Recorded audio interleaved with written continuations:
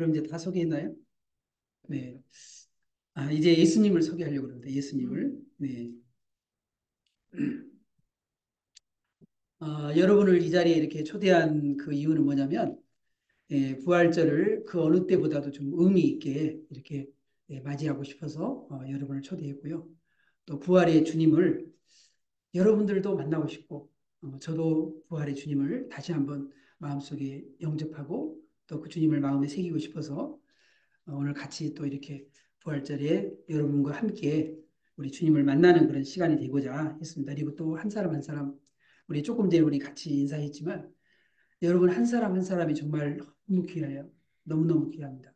네. 지난번에 한번 우리 너무 귀중한 한 영혼에 대해서 한번 말씀을 드렸는데 100마리 양 가운데 한 마리 양을 잃어버렸는데 그 99마리 양을 두고 한 마리 양을 찾아 나섰거든요. 그래서 우리 모두는 전부 다 예수님께서 여러분 누군가를 잃어버린다면 그 예수님은 반드시 그 영혼을 찾고 그 양을 찾거든요. 여러분들도 목자 되신 우리 예수님께서 정말 여러분을 찾고 그렇게 찾고 싶은 바로 여러분 한 사람 한 사람인 줄로 믿습니다. 여러분 이 자리에 계신 여러분들 모두가 앞으로 100년 후에는 이 자리에 아무도 없을 거예요. 네. 어쩌면은 여러분들 10년 후에 만날 수 없는 그런 사람도 있을지 몰라요. 왜냐? 우리 인간은 100% 죽거든요. 예, 제가 이것은 예언하지 않아도, 우리 인간은 100% 죽게 돼 있습니다. 예, 그리고 한 번 죽는 것은 정해진 사실이고요. 또 그 후에는 반드시 심판이 있다고 했습니다. 그래서 우리가 이 세상에 죽음으로써 끝나는 게 아니고 죽음 다음에 세상이 반드시 있다는 거예요. 죽은 다음에 세상이 있는데 그 사후세계라고 그러죠. 그 세상이 반드시 있고 그리고 반드시 100% 부활할 때가 있습니다. 부활할 때. 그런데 문제는 뭐냐면 이렇게 선한 일을 행하는 자는 생명의 부활로 악한 일을 행하는 자는 심판의 부활로 나오리라 그랬어요. 그러니까 여기 여러분 우리는 100% 부활을 하게 되는데 어떤 사람은 생명의 부활로 어떤 사람은 심판의 부활로 나오게 된다는 거죠. 여기 한번 이 왕 모습나게 거의 모든 시간 먹는 것에 집중한다.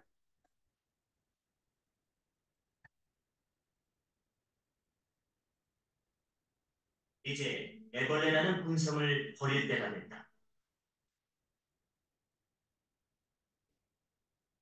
애벌레와 나비 여러분 이 호랑나비도 정말 우리가 볼 때 얼마나 징그러워요. 꾸물꾸물 이렇게 다니는 그런 벌레인데 이게 번데기로 되었다가 그리고 호랑나비로 변하지 않습니까? 얼마나 신비롭습니까? 이게 하나님께서 디자인해 놓은 거거든요. 우리들도 역시 마찬가지로 우리 인간도 하나님께서 우리를 디자인해 놨는데 우리가 장차 이런 모습을 통해서 하나님은 자연 세계를 통해서 하나님께서 우리에게 부활을 가르쳐 주고 있는 거거든요. 네. 그래서 우리들도 하나님 어떻게 디자인해 놨느냐.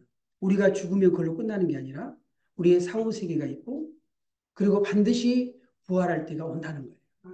근데 그 부활할 때가 오게 되는데 어떤 사람은 생명의 부활, 어떤 사람은 심판의 부활로 나오게 된다. 그런 얘기죠. 그래서 문제는 내가 어떤 부활을 맞이하게 될 것인가. 그것이 문제라는 겁니다. 그렇기 때문에 우리에게는 이 부활절이 우리에게 너무 중요한 거예요. 하나님께서 우리에게 너무 귀중한 진리를 가르쳐 주는 그런 날이기 때문입니다. 이 문제를 해결해 줄 수 있는 분은 오직 예수님이에요. 그래서 오늘 사도행전 4장 12절에는 다른 이로서는 구원을 받을 수 없나니 천하의 사람 중에 구원받을 만한 다른 이름을 우리에게 주신 일이 없다 그랬어요. 그래서 예수님 아니고서는 우리가 구원받을 수 없는 거고 우리가 생명의 부활을 맞이할 수 있는 그런 길도 없다는 거예요. 오직 예수님뿐이라는 것입니다. 왜 우리가 예수님뿐이냐? 예수님만이 하나님의 아들입니다. 예수님만이 하나님의 독생자, 하나님의 참 아들이다. 그런 얘기죠. 우리가 너무나 잘 아는 말씀이죠. 하나님이 세상을 이처럼 사랑하사 독생자를 주셨으니 이는 그를 믿는 자마다 멸망하지 않고 영생을 얻게 하려 하십니다. 여러분, 우리들도 다 하나님의 아들이죠. 그런데 예수님하고 우리하고 차이는 뭐냐면 우리는 양자의 영. 그래서 우리는 양자라는 것이 양자. 여러분, 자식이 없는 사람이 어떻게 합니까? 자식이 없는 사람이 어떤 사람을 어떤 아이를 갖다 양자로 드리게 되면 아버지라고 부르고 아들이라고 인정을 합니다. 그런데 그 양자인 거죠. 예수님만이 독생자, 예수님만이 하나님의 참 아들이라는 거예요. 그래서 예수님의 세례를 받으실 때 하늘로부터 소리가 있었습니다. 이는 내 사랑하는 아들이요, 내 기뻐하는 자다. 이렇게 말이죠. 그리고 예수님만이 성령으로 잉태했습니다. 천사가 대답하여 이르되 성령이 내게 임하시고 지극히 높으신 이의 능력이 너를 덮으시리니 이러므로 나실 바 거룩한 이는 하나님의 아들이라 일컬어지리라. 성령으로 잉태되신 분, 그분만이 하나님의 참 아들이다. 그런 얘기죠. 우리 사도신경에서 우리는 고백을 하고 있습니다. 그는 성령으로 잉태되어 동정녀 마리아에게서 나시고, 네. 그리고 예수님만이 여자의 후손으로 태어났습니다. 우리는 전부 다 남자의 후손인 거죠. 우리 예 집사님의 아버지는 예시죠. 어떻게 알았을까요? 네. 네, 우리는 전부 다 남자의 후손으로 있다는 것입니다. 그런데 예수님은 여자의 후손으로 오셨다는 거예요. 아담과 하와가 범죄하자마자 하나님께서는 메시아를 여자의 후손으로 보내시겠다는 것을 약속을 하고 있습니다. 내가 너로 여자애와 원수가 되게 하고 내 후손도 여자의 후손과 원수가 되게 하라니 여자의 후손은 내 머리를 상하게 할 것이요. 이제 아담과 하와를 유혹했던 뱀을 향해서 얘기한 겁니다. 너는 그의 발꿈치를 상하게 할 것이니라. 바로 예수님의 십자가의 사건을 통해서 마귀의 사단의 뱀의 머리를 상하게 했던 것이고 그리고 이 마귀는 예수님의 발꿈치 십자가를 통해서 발꿈치를 상하게 한 그 사건을 얘기하고 있는 것입니다. 그리고 예수님이 이 땅에 오시기 700년 전에 이사야 선자는 이렇게 예언을 했어요. 보라, 처녀가 잉태하여 아들을 낳을 것이요. 그 이름을 임마누엘이라 하리라. 그런데 2000년, 그 700년이 지나고 난 다음에 나사렛 동네에 요셉과 약혼한 이 마리아라는 처녀가 있었는데 바로 그 마리아라는 처녀가 700년 후에 바로 이 예언을 이룬 그런 주인공이 되었던 것이죠. 그래서 갈라디아 4장 4절에 보게 되면 때가 참에 하나님이 그 아들을 보내사 누구에게 나게 하시고 여자에게 나게 하시고 그래서 예수님만이 성령으로 잉태되어서 예수님만이 여자에서 낳았다 그런 얘기입니다. 왜 그랬을까요? 이 땅에 아담의 후손들은 전부 다 땅의 형상, 아담의 형상을 이렇게 받아서 모두가 다 이 땅에 올 때 원죄를 가지고 태어납니다. 그래서 우리 모든 사람들은 다 죄인이고 모든 사람이 죄를 범하였음에 하나님의 영광을 이루지 못하더니 의인은 없나니 하나도 없다고 그랬어요. 그런데 예수님만이 흠이 없는 분이라는 흠이 없는. 네. 예수님만이 흠이 없는 분이다.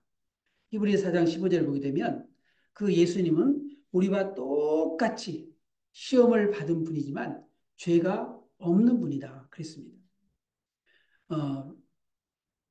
레위기 1장에 보게 되면 재물이 되려면 네 재물이 5가지의 종류가 있거든요.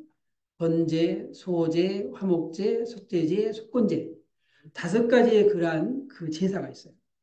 그런데 재물이 되려면요 흠이 없어야 됩니다. 조건이 그거예요. 흠이 없어야 된다. 예. 그래서 양이나 소나 이런 번제를 드리려면 이 흠이 없어야 되거든요.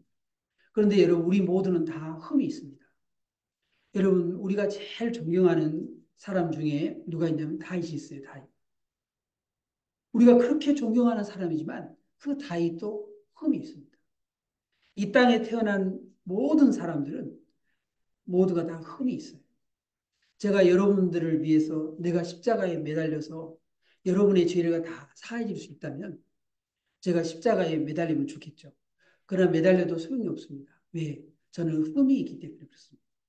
흠이 없으신 예수님만이 자격이 있다 그런 얘기죠.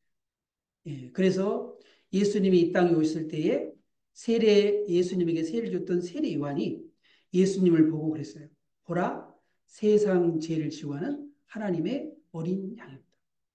예수님만이 흠이 없는 바로 하나님의 어린 양이었다. 그런 얘기죠. 네, 그래서 예수님은 우리를 위해서 십자가에서 죽으셔서 우리의 죄를 용서해 줄 수 있는 유일하신 분이다. 유일하신.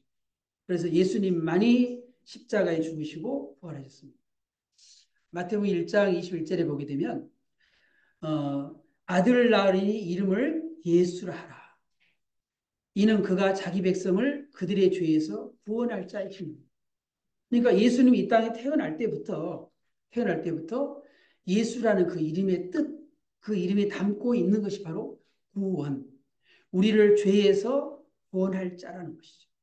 네. 그래서 예수님은 구원이라는 그 이름을 가지고 이 땅에 태어났어요. 우리의 죄를 용서해 주신 바로 구원자로 이 땅에 오셨다는 것입니다. 네. 그래서 예수님께서는 우리의 범죄한 것 때문에 내줌이 되고 우리의 범죄한 것 때문에 십자가에 달렸다는 거예요. 그리고 우리를 의롭다 하시기 위해서 살아났다는 것입니다. 네.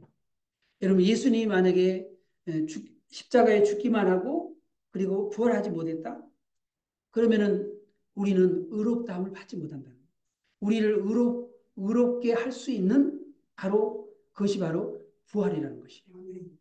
여러분, 예수님께서 내가 길이요 진리요 생명이라고 말씀하셨는데 예수님께서 만약에 부활하지 못했다면 예수님은 나는 길이요 진리요 그 말씀할 수가 없어요. 왜?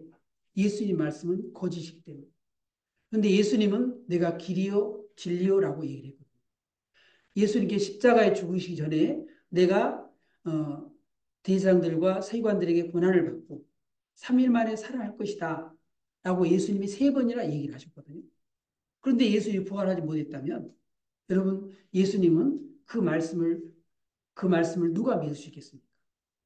예수님께서 다시 부활하셨기 때문에 그 예수님이 말씀이 진리라는 것을 증명했던 것이고 그리고 우리를 예수님께서 내가 너희 때문에 죽고 그리고 내가 너희 때문에 다시 살 것이다 라고 얘기를 했는데 예수님은 살지 못했다면 우리는 예수님 말씀이 거짓이기 때문에 우리는 결코 의롭게 될 수가 없는 것이죠.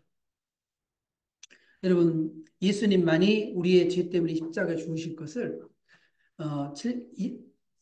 700년 전에 이 이사야 선지자가 또 이렇게 예언을 했어요. 그가 찔림은 우리의 허물 때문이고 그가 상함은 우리의 죄악 때문이라. 그가 징계를 받아 우리가 평화를 누리고 그가 채찍에 맞음으로 우리가 나음을 입었도다. 예. 그래서 예수님께서는 머리에 가시면류관을 찔리시고 그리고 양 손과 그리고 양 발에 큰 대못으로 찔리시고 그리고 가슴에는 창으로 찌르셨습니다. 그것은 바로 우리의 허물 때문이라는 거예요. 그리고 그가 상하신 것은 우리의 죄악 때문이고 그리고 그가 징계를 받음으로써 우리가 평화를 누리게 됩니다. 그리고 예수님은 39대의 채찍을 로마 군병들이 채찍으로 39대를 이렇게 때렸는데 그 예수님의 그 채찍에는 예수님이 맞았던 그 채찍에는 이 갈퀴 끝에 뼈가 이렇게 있어가지고 이렇게 채찍을 때리게 되면 몸을 감게 되고 그리고 이것을 쫙 했을 때 살점이 다 떨어져 나가고 거기에 피를 흘리게 돼 있습니다. 그래서 십자가 이 채찍을 맞다가 죽는 사람도 있습니다. 근데 예수님이 그것을 39대의 그런 채찍을 맞으셨어요. 그 채찍에 맞으신 것은 바로 우리의 나음을 위함이라는 거죠.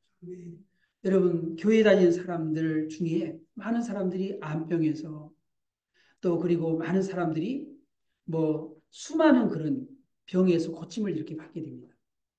안진뱅이가 낫기도 하고 소경이 눈을 뜨기도 하고 여러분 수많은 사람들이 병을 낫게 되는데 바로 이 말씀을 붙들고 그것을 믿었을 때에 예수님께서 내 믿음대로 될지어다. 그 수많은 사람들이 고침받는 것을 우리는 보게 됩니다. 수많은 그런 간증이 이 성경에뿐만 아니라 수많은 사람들이 그걸 간증으로 엮이게 되면 아마 이 여기 우리 교회에다가 다 쌓아도 못 살 거예요. 그 정도로 많은 그런 간증들이 있습니다. 예. 그런데 예수님이 바로 채찍에 맞으신 것은 채찍에 맞으시고 우리를 고난을 당하셨는데 바로 예수님이 우리 모두의 죄악을 예수님에게 담당시켰다는. 여러분 어떤 사람이 죄를 지으면 양을 끌고 와요. 그러면은 그 제사자가 양의 머리에다가 안수를 합니다. 그래서 내 모든 죄가 그 양의 머리에 안고 안수를 할 때 그것을 기도를 하게 되죠. 그러면은 내 모든 죄가 그 양에게 전가가 되는 거예요. 그래서 전가가 되어서 그 양이 죽고 나 대신해서 그 양이 죽고 내 죄를 담당하고 그 양이 죽는 거예요. 그리고 내가 사는 거예요. 바로 예수님께서 바로 그런 일을 하셨다는 거예요. 우리는 다 양 같아서 그러다가 각기 죄를 받지만 여호와께서는 우리 모두의 죄악을 그에게 예수님에게 담당시키셨다. 그래서 예수님이 우리의 모든 죄를 짊어지시고 십자가 주셨기 때문에 예수님께서 마지막에 요한복음 19장 3절에서 다 이루었다. 테텔레스타이. 우리의 모든 죄값을 다 갚아버렸다. 그래서 우리의 모든 죄를 예수님이 담당하시고 십자가에 죽으신 줄로 믿습니다. 그 예수님은 죽음에서 사흘 만에 다시 살아나셨어요. 네. 고린도서 15장 3절에 보게 되면 이는 성경대로 그리스도께서 우리의 죄를 위하여 죽으시고 또 그리고 성경대로 예수님이 부활하셨다 그랬어요. 그러니까 성경에는 예수님이 우리 때문에 고난당할 것을 이사야 53장뿐만 아니라 시편 22편 그리고 또 민수기 21장 수많은 곳에 예수님의 십자가의 그 사건을 예언해 놓고 있습니다. 그리고 예수님이 다시 부활하실 거에 대해서 요나의 사건을 통해서 요나가 물고기 뱃속에 들어갔다가 사흘 만에 다시 물고기 배에서 나온 것처럼 예수님께서 요나의 표적과 같이 그 요나의 표적과 같이 예수님도 십자가에 죽였다가 3일 만에 살아나게 될 것이다. 수많은 표적과 증거와 예언이 성경에는 가득 차 있다는 것이죠. 예. 그래서 예수님은 그 예언대로 십자가에서 죽으시고 부활하셔서 부활의 첫 열매가 되었다는 거예요. 네. 여러분 나무를 심고 첫 열매가 맺히게 되면 그 다음부터는 계속 열매를 맺힌 것 같이 예수님이 바로 우리의 부활의 첫 열매가 되셨다는 거예요. 네, 그러므로 우리들도 장차 이제 고린도서 15장에 약속한 대로 예수님이 첫 열매, 우리도 그에게 붙은 자, 우리들도 장차 우리가 부활하게 된다는 것이죠. 그래서 성경에는 죽었다 그런 표현이 아니고 잠잔다 그런 표현을 했어요. 왜? 잠자는 자는 깨어나기 때문이었습니다. 우리는 예수님께서 다시 이 땅에 오신다고 약속했는데 신약의 약 15절 말에 15절 말 15절에 한 번씩 15절에 한 번꼴로 예수님이 다시 이 땅에 오신다 약속했어요. 장차 예수님이 이 땅에 오시는 그날에 우리 모두는 다 부활을 경험하게 될 것입니다. 예수님만이 우리의 구원자라는 것이죠. 여러분, 우리가 구원을 받을 수 있냐? 예수님의 구원자인데, 그럼 우리가 어떻게 구원을 받을 수 있느냐? 성경이 이렇게 얘기하고 있습니다. 내가 만일 내 입으로 예수를 주로 신하며 하나님께서 그를 죽은 자 가운데서 살리신 것을 내 마음에 믿으면 구원을 받는다. 네. 우리가 부활을 믿을 때 예수님이 나의 죄 때문에 십자가에 죽으시고 예수님이 다시 살아나신 것을 내 마음에 믿을 때 예수님은 나의 구원자가 됐다는 거예요. 영접하는 자, 곧 그 이름을 믿는 자에게는 하나님의 자녀가 되는 권세를 우리에게 주시겠다고 그렇게 말씀하고 있습니다. 여러분, 선한 목자로 오신 예수님께서는 양들을 위하여 목숨을 예수님이 버렸다고 했습니다. 로마 사람들이 십자가를 예수님을 정죄해서 십자가에 매다는 게 아니라 예수님께서 우리 양을 위해서 스스로 목숨을 우리 때문에 그 목숨을 던졌다는 거예요. 예수님을 잡으러 온 사람들이 왔을 때 베드로가 몽치를 들고 이렇게 왔을 때 베드로가 말고의 길을 자르고 그리고 물리치라고 했어요. 근데 예수님 말렸습니다. 하나님께서 12영이 더 되는 그 천사를 보내서 이거 막을 수 없을 줄 아느냐. 다 막을 수 있다는 것이죠. 그러나 예수님은 바로 우리 죄 때문에 십자가에 죽기 위해서 순수히 예수님은 로마 군병들에게 붙잡혀 갔던 것이죠. 여러분, 예수님만이 우리를 죄에서 구원하실 수 있는 유일한 분이에요. 그래서 우리가 그 예수님을 믿는 것은 결국 뭡니까? 우리의 영혼의 구원을. 우리가 믿으면은 하나님께서 우리에게 그 결과적으로 어떤 은혜를 주시느냐? 우리의 영혼을 구원시켜 주신다. 그런 말입니다. 그리고 우리는 예수님을 통해서만이 하나님의 자녀된 권세를 받게 됩니다. 우리가 예수님을 믿고 예수님을 구주로 영접하게 되면 하나님의 자녀가 된 권세를 우리가 받게 되는데, 여러분, 이 하나님의 자녀된 권세를 가지게 되면 여러분 동네에 지나가는 아저씨한테 아저씨 저 10만 원만 주세요. 그렇게 할 수 있겠어요? 어, 우리는 아버지한테 아버지 10만 원이 필요해요. 100만 원이 필요해요. 1000만 원이 필요해요. 1억이 필요해요. 그래도 그 아버지가 부자라면 그 자녀에게 그걸 줍니다. 우리 자녀가 된 권세를 우리가 누리게 되는데 그것이 바로 기도의 특권입니다. 저는 처음에 교회에 다니면서 제일 처음에 경험했던 것이 하나님이 정말 계신가요? 하나님이 정말 살아계시다면 저한테 증거를 보여주세요. 그리고 제가 이렇게 기도할 테니까 하나님 그 기도를 들어주세요. 예수 믿은 지 얼마 안 되는데 그때에 그런 증거를 보여달라고 했을 때 기도를 했는데 그 기도가 그대로 응답이 되는 걸 보면서 너무 놀랐어요.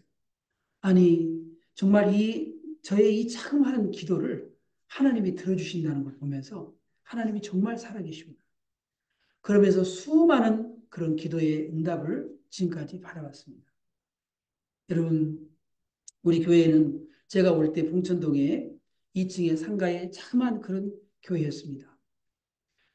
월세 그런, 우리가 5,500에 50만 원의 월세 그런 교회였는데 이 일이 오게 될 때 여기는 5억의 건물이었어요. 근데 여러분 어떻게 그것을 할 수 있었겠습니까? 정말 하나님 앞에 기도하고 우리 모두가 성도들이 다 한 마음으로 기도하고 그랬을 때 하나님이 이 건물을 하나님의 선물로 이렇게 주셨습니다. 그뿐만 아니라 수많은 그런 응답들입니다.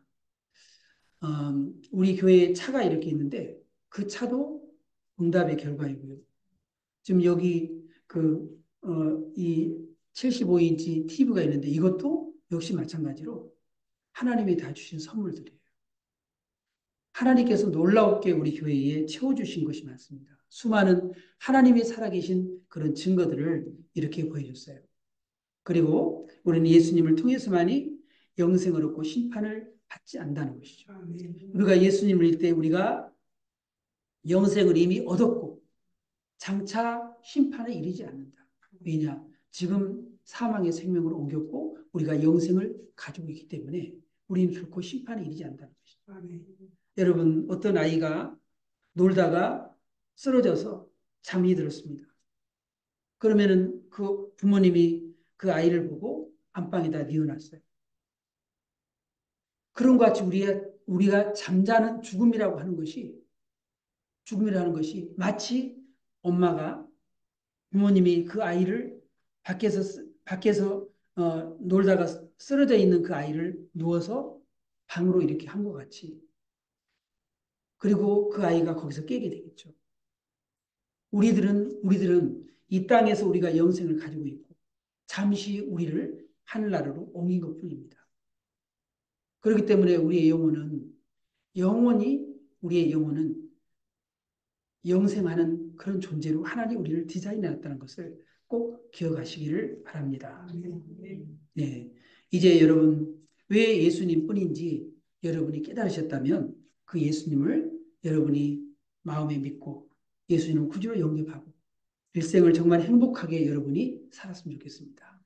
오늘 이 부활절을 통해서 여러분의 마음에 정말 이 부활하신 예수님을 여러분이 영접하시고 하나님의 자녀된 권세를 얻고 가셨으면 좋겠습니다.